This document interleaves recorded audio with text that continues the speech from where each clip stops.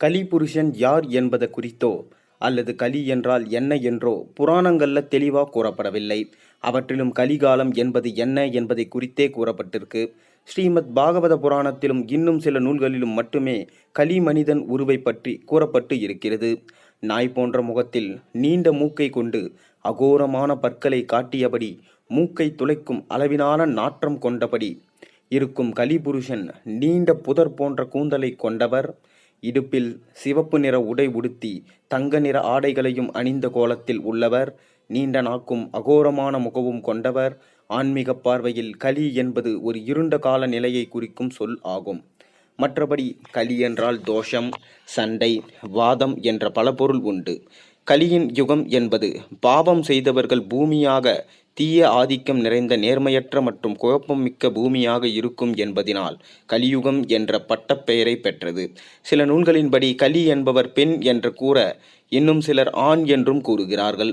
ஆனால் கலி புருஷன் அரசர் மற்றும் ராட்சச குணங்களை கொண்டவர் என்றும், கிருஷ்ண பகவான் மறையும் முன் தோன்றிய அவன் அல்லது அவன் வாழ்க்கை இந்த பூமியில் ஒரு பரிதாபமான நிலையில் இருக்கும் என்று சாபம் பெற்றதால்தான் கலியுகம் பேரழிவை கொண்டதாக இருக்கும் என்பது தெரிந்தது. கிராமங்களில் கூறப்படும் புராண கதைகளின்படி கலி என்பது அவனோ அல்லது அவளோ அல்ல, ஒரு தேவகனும் அல்ல, ஒரு அரக்கனும் இல்லை, ஆனால் ஒரு கண்ணுக்கு தெரியாத பேகன் என்பவர் என்கிறார்கள். பேகன் எனப்படும் அந்த உருவத்திற்கு எந்த ஒரு குறிப்பிட்ட மதமும் இல்லை. பேகன்கள் எனப்படுபவர் பண்டைய மதத்தை பின்பற்றுபவர்கள், பல தெய்வங்களை வணங்குபவர். கலி என்பவர் சிற்றின்ப ஆசைகள் மற்றும் பொருட்கள் மீது நாட்டம் கொண்டவர். அவருக்கு பிடித்தது பகடை போன்ற சூதாட்டம், விபச்சாரிகள், தங்க வியாபாரங்களுடன் கூடி மகிழ்வது போன்ற செயல்களில் நாட்டம் கொண்டவர். அனைத்து எதிர்மறைகளின் ஆளுமை வடிவமே கலி என்பவர் ஆகும். அவர் கோபம் மற்றும் இம்சை என்னும் அரக்கர்களுக்கு பிறந்தவர்கள். அவர் தனது குழுவினர்களுடன் சேர்ந்து மக்களிடையே மதச்சார்பற்ற மனநிலையை உருவாக்குபவர். இதனால் இந்த கலியுகத்தில் ஜாதி, மதம், ஏழை, பணக்காரர் போன்ற என்ற பாகுபாடும் இன்றி அனைவரும் தம் பிடியில் கொண்டு வந்து அனைவரது வாழ்க்கையையும் பல வழிகளில் சீரழிக்கின்றனர். கலியனுக்கு இவ்வளவு அதிகாரத்தை யார் கொடுத்தது என்ற கேள்வி எழலாம். அதை விளக்கும் கதை ஒன்று உள்ளது. ஒருமுறை அர்ஜுனனின் பேரனான பரீட்சித் என்ற மன்னன் சென்று கொண்டு இருந்தபோது கலியினால் துன்புறுத்தப்பட்ட பசுவை கண்டதும் அந்த பசுவை பாதுகாக்க எண்ணி உடனடியாக அங்கு சென்று கலியுடன் யுத்தம் செய்து கலியை அடக்கினான். யுத்த முடிவில் கலியனை கொல்லப்போன போது கலியன் மன்னன் பரீட்சித்திடம் சரணடைந்து கெஞ்சினான்.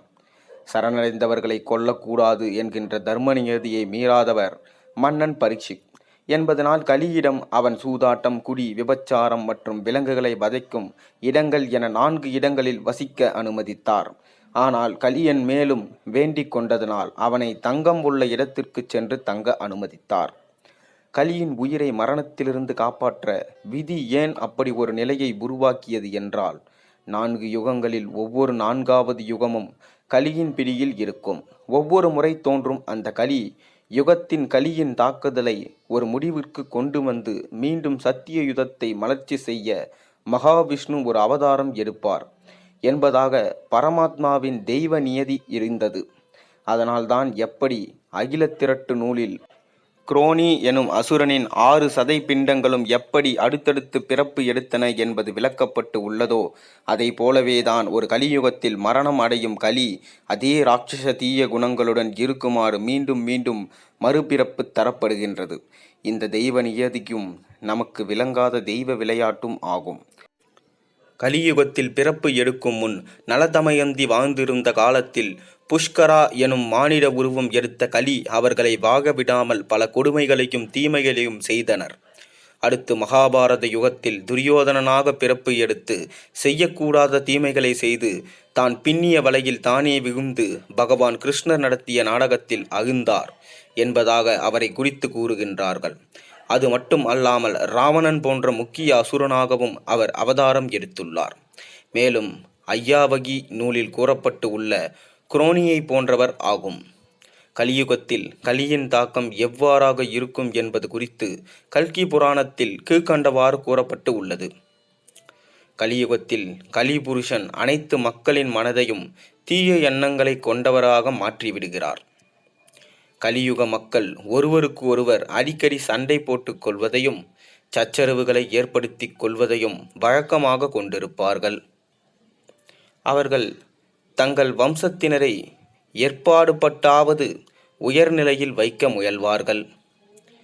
தத்தமது தலைமுடியை அழகுபடுத்திக் கொள்வதிலும் சிறந்த ஆடைகள் அணிந்து கொள்வதிலும் விலை உயர்ந்த ஆபரணங்களால் தங்களை அலங்கரித்துக் கொள்வதிலும் அதிக நேரத்தை வீணடித்துக் கொள்வார்கள். கலியுகத்தில் செல்வந்தர்கள் அதிகமாக மதிக்கப்படுபவர்கள். வட்டிக்கு கடன் கொடுத்து செழுமையாக வாழ்பவர்கள் சமூகத்தின் தூண்கள் என பாராட்டப்படுபவர்களாக இருப்பார்கள். ஆன்மீகவாதிகள் பொருளாசை மற்றும் பிற ஆசைகளில் ஈடுபடுபவர்கள் என்பதினால் முதியோர்களையும் ஆன்மீக தலைவர்களையும் சற்றும் அச்சமின்றி மக்கள் இழிவுபடுத்தி பேசுவார்கள். கலியுகத்தில் உலக நிலைமை எப்படி இருக்கும் என்றால், நாட்டை ஆள்பவர்கள் கொடுங்கோல் ஆட்சி புரிவார்கள். தர்மம் அழிந்து அதர்மம் தலை தூக்கும். குடும்பங்கள் மீது வாழ முடியாத அளவிலான வரிச்சுமைகள் இருக்கும். தெய்வ நம்பிக்கைகள் குறைந்து கொண்டே போகும். இறை வழிபாடு தவறான முறையில் நடைபெறும். ஆலயங்கள் சூறையாடப்படும். மக்களுக்கும் பெண்களுக்கும் பாதுகாப்பு இருக்காது. கற்பு சூறையாடப்படும். பாலின ஒழுக்கமின்மை சமூகத்தில் ஏற்படும். ஒருவரை ஒருவர் ஏமாற்றுதல் அதிக அளவில் இருக்கும். சூது, வாது, பொய்மை மற்றும் பொறாமை போன்றவை ஓங்கும்.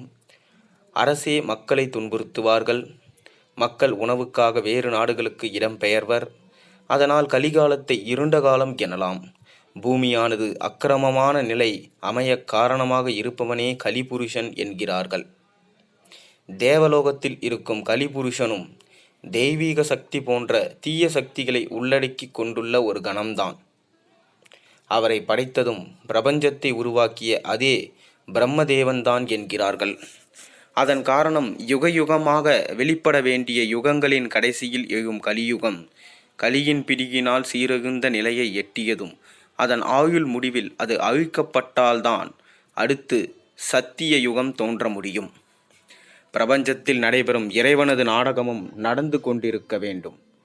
யுகயுகமாக கலியுகமும் தோன்றிக்கொண்டே இருக்கும். கலிபுருஷனும் மகாவிஷ்ணு பகவானால் அழிக்கப்பட்டு கொண்டே இருப்பார். எனினும் இந்த தெய்வ தத்துவத்தை நம்மால் புரிந்து கொள்ள முடியாது. அது நமது எண்ணங்களுக்கு அப்பாற்பட்டது ஆகும். கலிபுருஷன் ஒருவனால் மட்டும் எப்படி உலகெங்கும் அராஜக நிலையை கொண்டு வர முடியும்? கலிபுருஷன் என்பவர் யார்? தற்போது நடப்பது கலிகாலம் என்கிறார்கள். பகவான் கிருஷ்ணர் மறைந்த பின்னர் கலியுகம் துவங்கிவிட்டதாக ஸ்ரீமத் பாகவத புராணத்திலும் மேலும் சில புராணங்களிலும் குறிப்பு உள்ளதாக கூறப்படுகிறது. அவற்றையெல்லாம் படிக்கும்போது இன்றைய காலகட்டத்திலிருந்து சுமார் 5200 ஆண்டுகளுக்கு முன்னர் பகவான் கிருஷ்ணரின் மறைவிற்கு பிறகு கலியுகம் பிறந்திருக்க வேண்டும் என்பதினால் நாம் வாழ்ந்து கொண்டு இருக்கும் தற்காலம் கலியுகத்தில் 5200வது ஆண்டாகும் என நினைக்க தோன்றுகிறது. எப்படி தெய்வங்கள் தமது உடலிலிருந்து தெய்வீக சக்தி கதிர்களை வெளிப்படுத்துகின்றதோ, எப்படி தெய்வீக சக்தி கதிரலைகள் வீசும் ஆலயங்களில் செல்லும் மக்களின் மனம் அமைதி அடைகிறதோ, அதை போலவேதான் கிருஷ்ண பகவானால் படைக்கப்பட்டதாக கூறப்படும் கலிபுருஷன் தனது உடலுக்குள் இருந்து மனித எண்ணங்களை கட்டுப்படுத்தும் எதிர்மறை பண்பு நிறைந்த கதிரலைகளை கடலலைகளைப் போல வெளிப்படுத்தி கொண்டே இருப்பார். அந்த சக்தி வாய்ந்த எதிர்மறை எண்ண கதிரலைகள் மக்களை சென்றடைந்து அவர்கள் மனதை ஆக்கிரமித்து கொண்டு அவர்களது சிந்தனை திறன்களை தீய ஆதிக்கம் கொண்டவைகளாக மாற்றும் போது முதலில் கூறிய அனைத்து தீய சூழ்நிலையும் ஏற்பட்டு கலியுகம் என்னும் இருண்ட காலத்திற்கு உலகம் தள்ளப்பட்டு விடுகிறது. தெய்வ சக்திகள் எப்படி நமது கண்களுக்கு புலப்படாமல் வெளிப்படுகின்றதோ, அதை போலவே பூமியும் அந்தந்த யுகத்திற்கு ஏற்ற வகையில் குணாதிசயங்களை வெளிப்படுத்தி கொண்டே இருக்கிறது. கலியுகத்தில் பூமியினால் வெளிப்படுத்தப்படும் தீய குணாதிசயங்களை கிரகித்து கொள்ளும் மானிடர்களின் குணாதிசயமும் தீய எண்ணங்களை கொண்டதாக ஆகிவிடுகிறது. இதனால்தான் கலியுகம் பாவ பூமியாகி குற்றங்கள் பெருகிக் கொண்டே இருக்கும். அதே சமயம் பிரபஞ்சத்தில் மக்களை காத்து ரட்சிக்க அனுப்பப்பட்டு உள்ள தெய்வங்களும் தத்தமது தெய்வீக கதிர்களை வெளிசெலுத்தியும் பல ஆன்மீக குருமார்களை தோற்றுவித்து அவர்கள் மூலம் தொடர்ந்து நேர்மறை எண்ணங்களை கொண்ட கதிரலைகளை உலகெங்கும் பரவ செய்து மக்களை ஆன்மீக வழிமுறையில் செல்ல வகி வகுத்த வண்ணம் கலிபுருஷனின் எதிர்மறை அலைகளை கட்டுப்படுத்தி வருவார்கள். இப்படியாக கலியுகத்தில் தெய்வங்களின் நேர்மறை எண்ணங்களைக் கொண்ட கதிரலைகளும் கலிபுருஷனின் எதிர்மறை எண்ணங்களைக் கொண்ட கதிரலைகளும் ஒன்றுடன் ஒன்று நமது கண்களுக்கு புலப்படாத வகையில் யுத்தம் புரிந்த வண்ணம் இருந்தாலும் பிரம்மன் அப்படி வகுத்துள்ள நியதியின்படி கலிபுருஷனின் கதிரலைகளே கலியுகத்தில் பெருமளவு வெற்றி பெற்று வரும் என்பதனால்தான் இறைவனின் சூட்சமம் உள்ளது. பரம்பரை பரம்பரையாக கூறப்பட்டு வரும் வாய்மொழி கதைகளையும் அனைத்து நூல்களையும் படித்தால் பிரபஞ்சத்தை இயங்க துவங்கிய பொழுதே பிரம்மதேவர் சத்திய, திரேதா, துவாபர மற்றும் கலியுகம் என்ற 4 யுகங்களை படைத்து ஒவ்வொரு யுகமும் குறிப்பிட்ட குணங்களை கொண்டதாக இருக்கும் எனும் நியதியை நிர்ணயித்தார். சத்திய யுகத்திலே மக்கள் தார்மீக நெறிகளை கடைபிடித்த வண்ணம் நேர்மையாக குணாதிசயங்களோடு இருப்பார்கள் என்றும், திரேதாயுதத்தில் சத்தியயுகத்தில் நிலவிய உண்மை மற்றும் நேர்மையில் 1/4 பங்கை பிரபஞ்சம் இயக்கும் என்றும், துவாபர யுகம் தோன்றும் போது அதில் சத்தியயுகத்தில் இருந்த நேர்மை மற்றும் தார்மீக வழிமுறை பாதி கூட இருக்காது என்றும், கலியுகமே 1/4 பங்கு மட்டுமே நேர்மையை கடைபிடிக்கும் மக்களை கொண்டதாக இருக்கும் எனவும் நியதியை நிர்ணயித்தார். அதாவது கலியுகம் என்பது பாவம் செய்தவர்களின் தீய எண்ணங்களை கொண்டவர்களது பூமியாக இருக்கும்.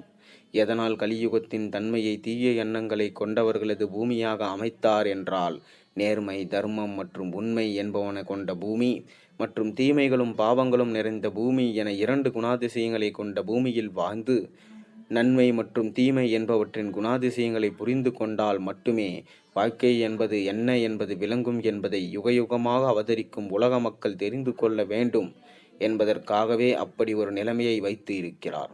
ஒவ்வொரு கலியுகத்திலும் பல்வேறு தெய்வ அவதாரங்கள் தோன்றி வந்தாலும் அவர்களால் கலிபுருஷனின் செயலை தடுத்து முடியாத நிலையின் உச்சக்கட்டத்தை அடையும் போது, அதாவது கலியுகத்தின் ஆயுள் முடிய வேண்டிய காலகட்டத்தில் வாழ முடியாத நிலையில் தள்ளப்பட்டு விட்ட மக்களுக்கு அபாயம் அளிக்கும் வகையில் மகாவிஷ்ணு கல்கியின் அவதாரமாக ஒரு அரசன் போன்று தோன்றி குதிரை மீதேறி கையில் வாள்களுடன் வந்து கலிபுருஷனை கொன்று கலியுகத்தை முடிவுக்கு கொண்டு வருவார். கலியுகத்தை அழித்து சத்திய யுகத்தை மலரச் செய்வார். தற்போது உள்ள கலியுகம் இதோடு முடிந்து விடாது. ஒவ்வொரு யுக சக்கரத்தின் 4ஆம் சுற்றிலும் அது மீண்டும் மீண்டும் தோன்றி அழிந்து கொண்டேதான் இருக்கும். இதுவே தெய்வத்தின் ஒரு லீலை ஆகும். இதை ஆன்மீக பார்வையில் கூறுவதென்றால், கலியுக சீர்குலைவு என்பது நமது கண்களுக்கு புலப்படாமல் நடைபெற்று கொண்டு வரும் தெய்வ மற்றும் அசுரன் மூலம் வெளிப்படும் கதிர் அலைகள் யுத்தமே ஆகும். இதைத்தான் சாமானிய மக்களும் புரியும் வகையில் இருக்க வேண்டும் என்பதற்காக கலிபுருஷன் மற்றும் கல்கி அவதாரம் என்ற பெயருடன் உலகில் உலாவரும் மானிடர்களை காட்டி உருவக கதைகளை கூறி மக்களுக்கு புரிய வைத்தார்கள். உலகில் அதர்ம வகையில் அராஜக ஆட்சி புரிந்து வரும் ஆட்சியினரை கலிபுருஷர்கள் என்பதாக கூறலாம்.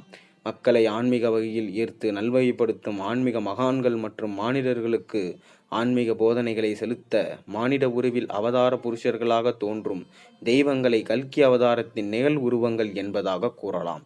இயற்கையினால் பேரழிவு மற்றும் செயற்கை பேரழிவு ஏற்பட்டு உலக நாடுகள் பலவும் அழிந்து மக்களும் மடிந்து போகும் போது அவற்றினால் சலிப்பு அடையும் மக்கள் ஆன்மீக வழிமுறையில் செல்ல துவங்கி மீண்டும் புதுப்பொலிவுடன் புதிய உலகை நிர்மாணிப்பார்கள்.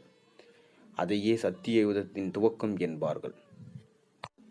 சத்திய யுகத்தின் கால அளவு 1,72,08,000 ஆண்டுகள் என்றும், திரேதாயுகத்திற்கு ஆயுள் 1,29,06,000 என்றும், துவாபர யுகத்தின் ஆயுள் 86,04,000 என்றும், இறுதியாக 4வது யுகமான கலியுகத்தின் ஆயுள் 43,02,000 ஆண்டுகள் என்றும் பிரம்மதேவர் நிர்ணயித்தார்.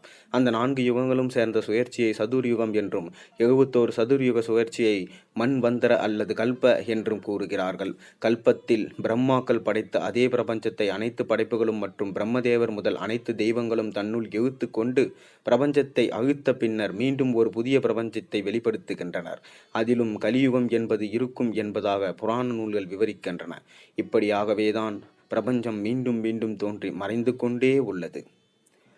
உங்களின் கருத்து என்ன? இந்த கதையிலிருந்து உங்களுக்கு புரிந்தது என்ன என்று மறக்காம கீழே கமெண்ட்ல சொல்லுங்க. கண்டிப்பா கல்கி அவதாரம் எடுப்பாரா பகவான் விஷ்ணு? உங்களுடைய கருத்துக்களை கீழே சொல்லுங்க.